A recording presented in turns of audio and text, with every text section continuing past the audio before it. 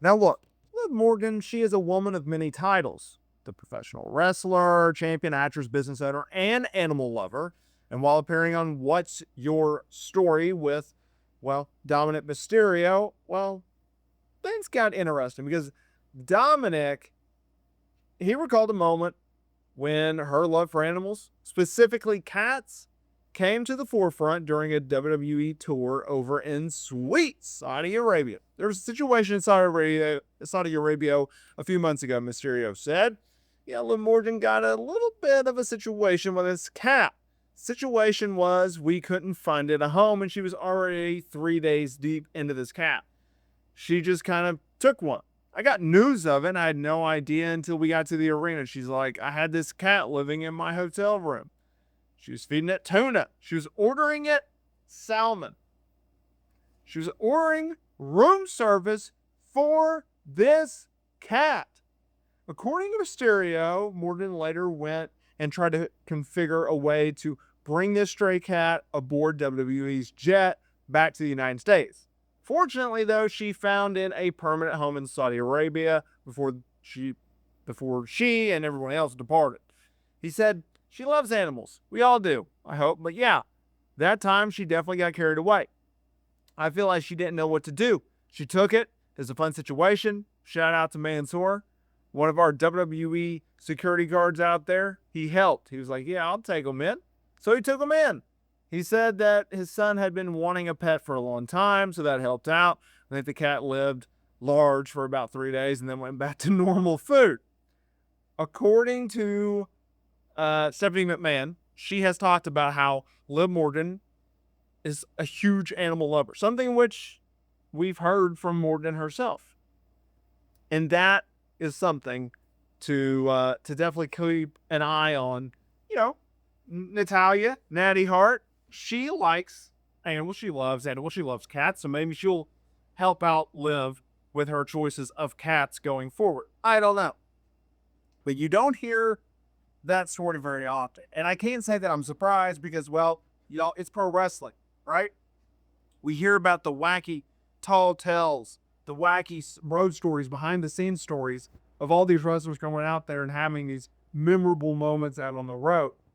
Liv Morgan, she has a farm. So I don't know if you guys know this or not, but back a few years ago, she dated Bo Dallas and they shared a home. And out on her ranch, she has all of these animals, right? She has chickens and she has roosters and she has a bunch of other animals. And so she's a huge animal lover. And I think that's also one of the reasons why Liv Morgan is so lovable, because she just has this warm, upbeat, sincere girl next door vibe and personality. And that's why a lot of people gravitate towards her, right? And she's also a pretty good wrestler, right? In-ring wise, she's gotten a lot better in recent years. It obviously clicked with her in 2024. So, class, let's get this session started. In 2024, Liv Morgan returned at the Royal Rumble. She had been sidelined for 6 months or so due to a serious shoulder injury.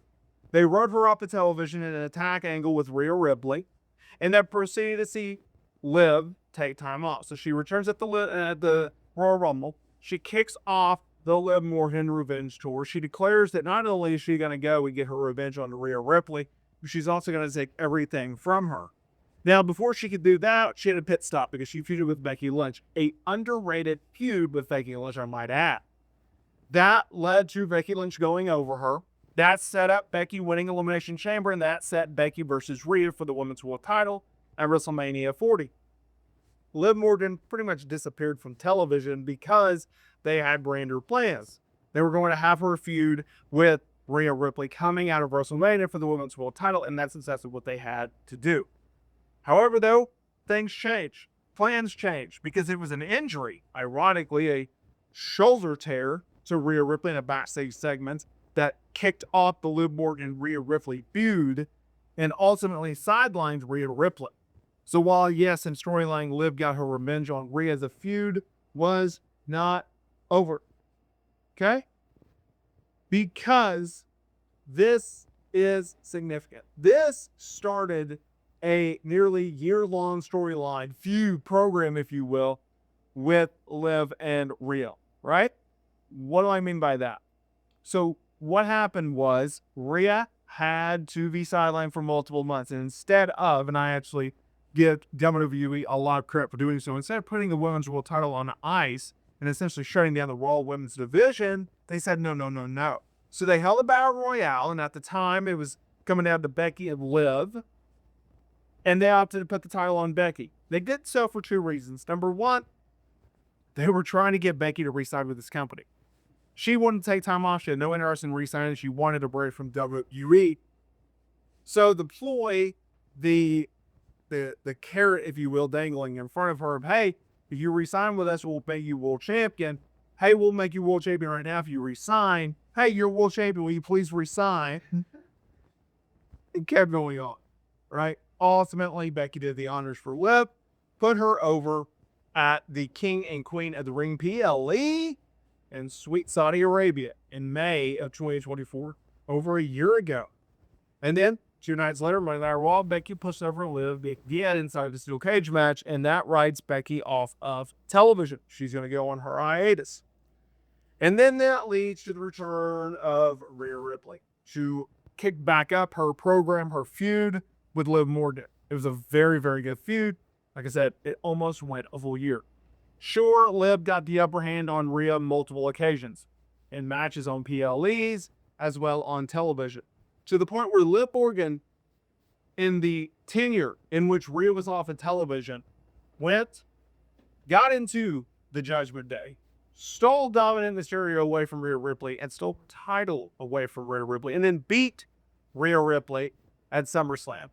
Then they worked a mixed tag team match, and I believe Bad Blood. And it was Rhea Ripley and Damian Priest going over Dominant Mysterio and Liv Morgan. Then Liv recruited Raquel Rodriguez. That extended the program until this past January. Now, Rhea got injured for a second time in the fall of 2024. That delayed things, that made her get pulled from War Game to match, which Liv Morgan was still part of. And at the end of the day, I think it gives a lot of credence to this storyline and this feud. I understand a lot of people complain that the storyline got really extended and delayed for no real reason. I would disagree with that. I think actually WWE did a fantastic job building and layering and then unveiling all these onions, both planned and not planned situations. But I actually think it made what this storyline really is and what made it stand out in the first place. So that is Liv Morgan's 2024 in a nutshell. She ultimately lost said Women's World Championship to Rhea in January on the Raw on Netflix premiere. And now she is one half of the Women's Tag Team Champions with Raquel Rodriguez.